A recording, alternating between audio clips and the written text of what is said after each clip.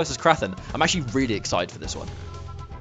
You know, this is going to be, I think, arguably the most back and forth we would expect to see, because they're both incredible players and we've seen them so many times in so many different events. But I can't remember the last time we actually saw these guys actually face off in a tournament, if that's ever happened before. But before we move on to this one, guys, I want to thank you all for tuning in. This is the top 8 of the ESL EU Community Cup. This will be the final streamed Community Cup, but the Community Cups will continue, so they will not stop after this. We will just not be able to stream them anymore. So because of that, we do have some cool prizes to give away, thanks to the lovely guys at Creative Sound Blaster stuff to give away. It's going to be really, really cool, and we're very, well, comfortably moving through this, I think. But yeah, K-Top and Crathen is going to be a good one to watch. I'm excited because I don't even know what characters they're going to play. Because the invites have been sent, by the way. Yes, cool. I'm having a look now. Crathen's been playing a lot of Sector, which I know K-Top definitely has the matchup knowledge on, based on what we've seen from him in the past. And K-Top plays Raiden, Liu Kang, even seen him bring out Hellfire. Just all the cancel characters, right? The kid just loves doing cancels. Now, one thing I really want to bring attention to is that our current champion who won last week was Engila, the Russian Jax specialist, I think at this point, playing both heavy weapons and wrestler, had a really good couple of weeks, especially last week, again claiming another win in the Community Cup and looking really, really dangerous at this point. However, this week in particular, K-Top made top 8 by defeating Engila and dethroning him for this week. So we are going to have a new champion this week because of that. But, you know, Engila taking part as always. Hopefully he continues in these Community Cups. And we've seen that guy progress into such a phenomenal player. But this week was definitely K-Top's week instead. And we're going to see if K-Top's week will continue.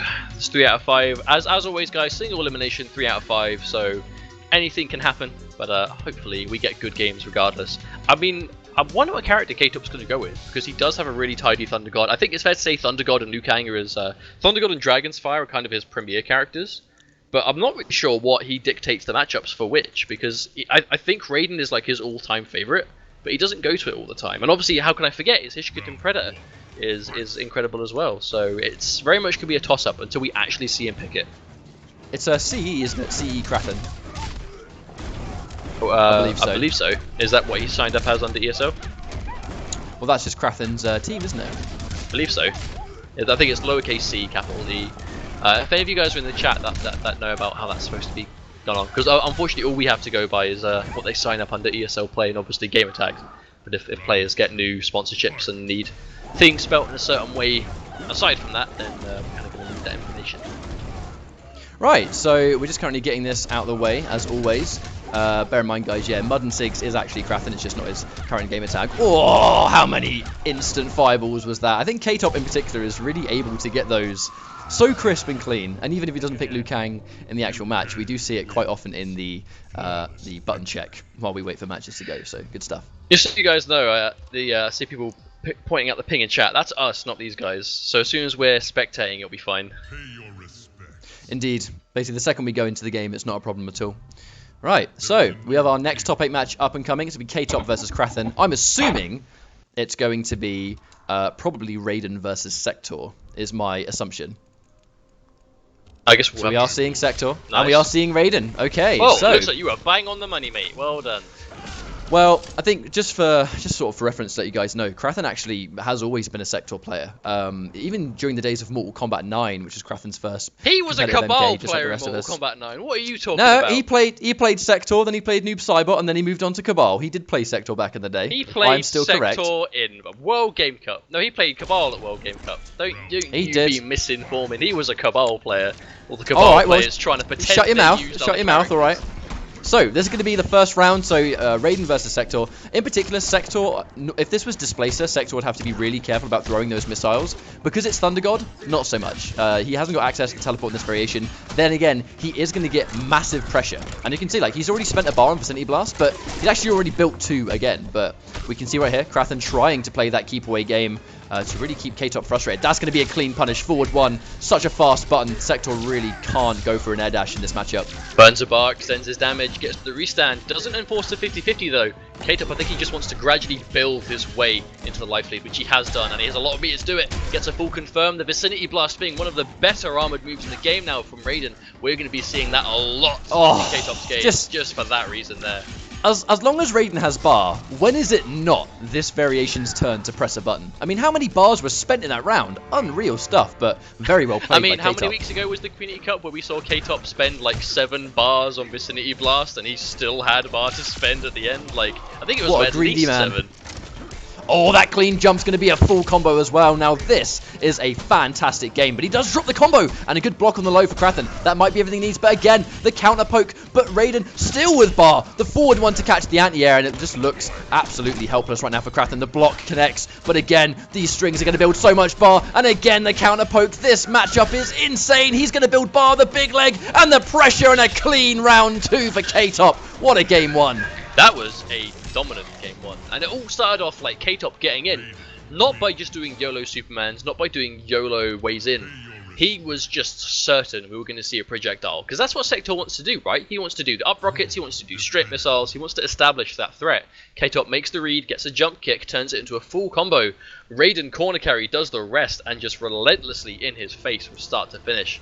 Now, Crathen we is have not seen allowed a to breathe. variation change. Yeah, we've seen a variation change. It's one of those things where Sector was able to zone this variation. However, the second Raiden gets in, I mean, you know, he hasn't really got to worry. One thing K-Top does, I think, so well with this variation is just he does whatever it takes to build a bar, because the second you've got Vicinity Blast, like, it is never your turn, because it's safe on block, 2 hits of armor, anti-airs is plus on hit. It is the golden go-to reversal. But we've seen a Grandmaster pick, so I wonder how things are going to change here.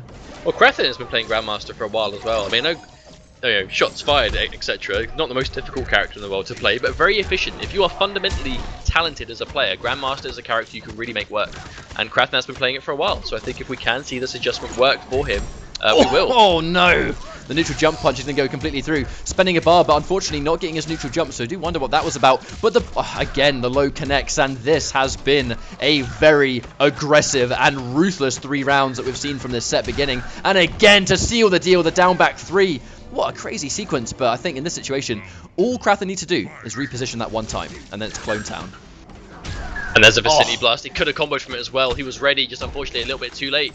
Crathen needs to get out of the corner, tries to get a clone on the screen. K-Top now has spent all of his bar, has one already. As quickly as I can say that, he's built another one, spends one of them, big leg again. Plus frames, there we go, there's a cancel. Patience from Crathen. He's holding this pressure. He wants to get out with the Vicinity Blast. It is not your turn, K-Top again.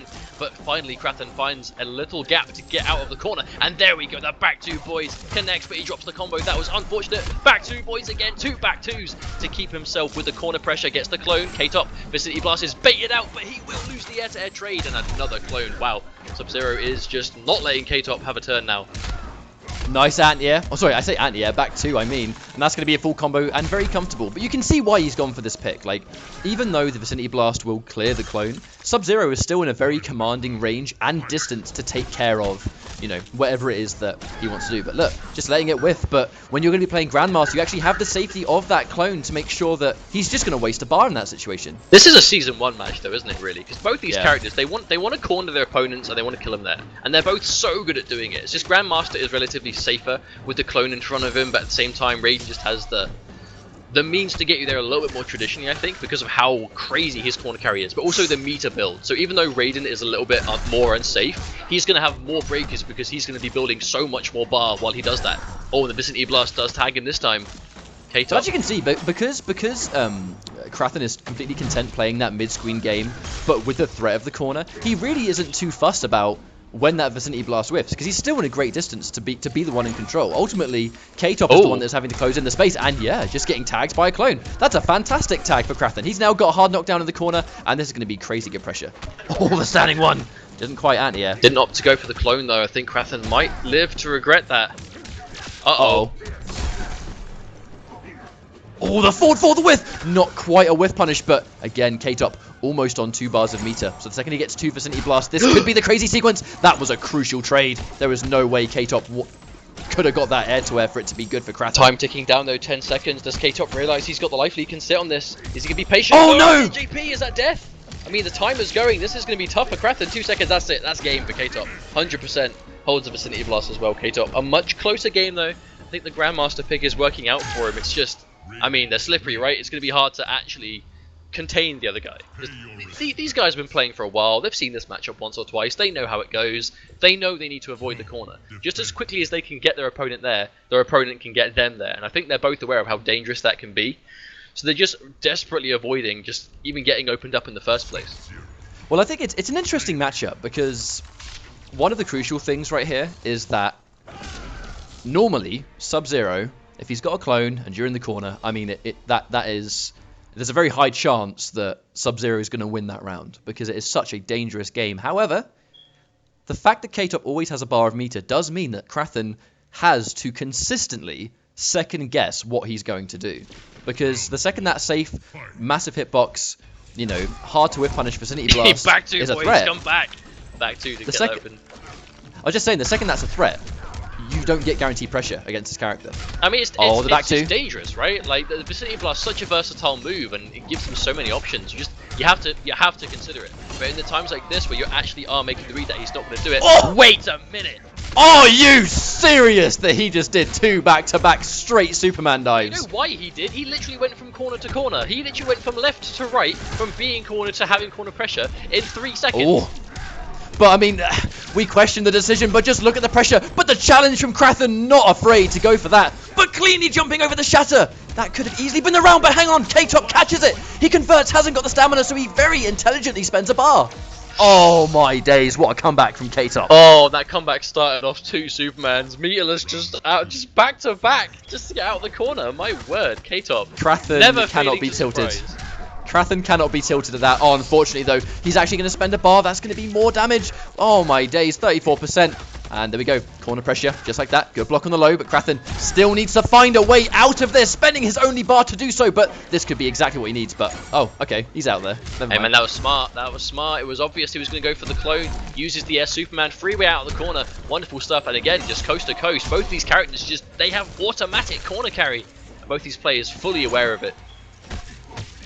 Really intelligently now, this is going to be Crathen's time to be patient. K-Top has not got a bar of meter, but the back one hits him. Hang on a minute. He's not breaking because he knows it's not going to do much damage, but one more touch and it's game over.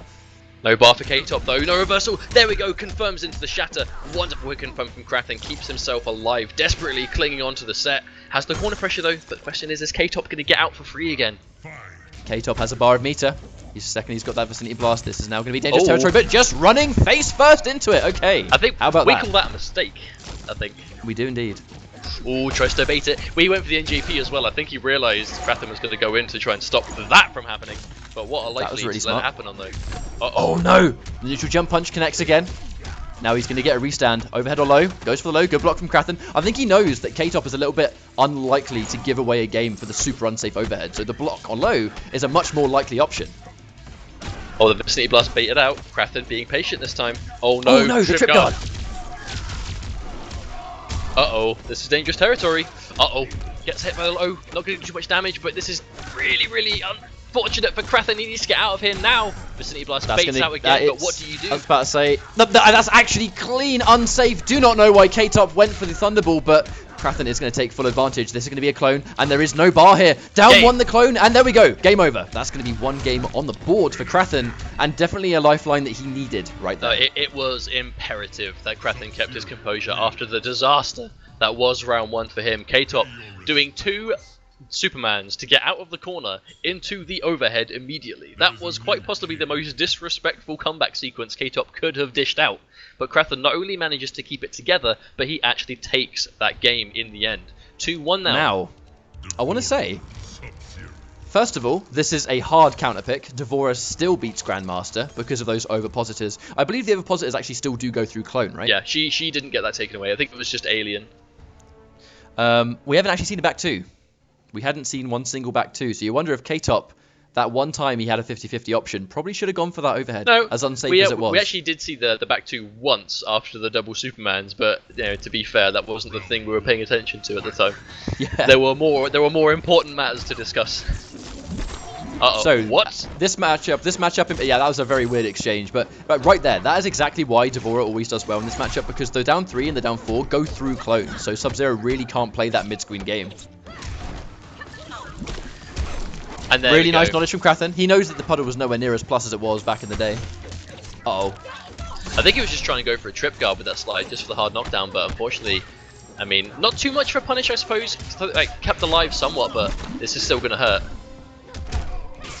Oh, he's going to go for the knockdown right there. Go for the pressure. Nice backdash, but unfortunately not completely able to chase it down. And in this situation, Crathen, unfortunately, isn't going to get the clone out. I mean, that really is this matchup, right? That down 3 and down 4 will chew up all clones on block.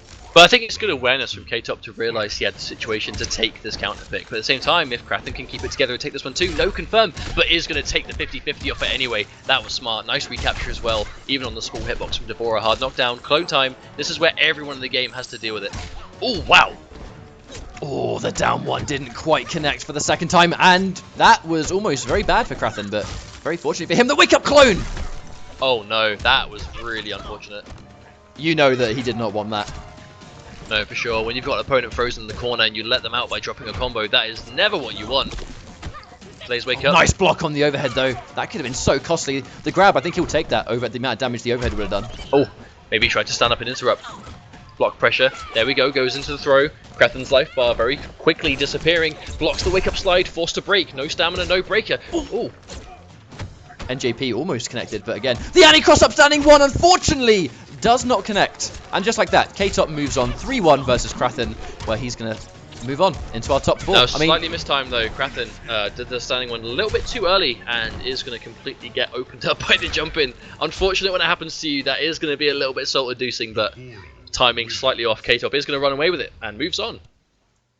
I think you kind of hate to see a game end to an anti-cross up that doesn't work out, but I think in that very clutch situation, there really is an element of risk versus reward. Do I want to bet my entire set on anti-cross-upping a character with really strong jumping? Well, actually, no. That's normally a thing, but that wasn't the case of the jump-in beating the anti-air. That was the anti-air being done too early. Yeah, definitely was, for sure. So it's not quite... I understand what you're saying, but it's not quite the same thing in essence. But that does actually mean we have one match left in our top 8 before our top 4. And this is going to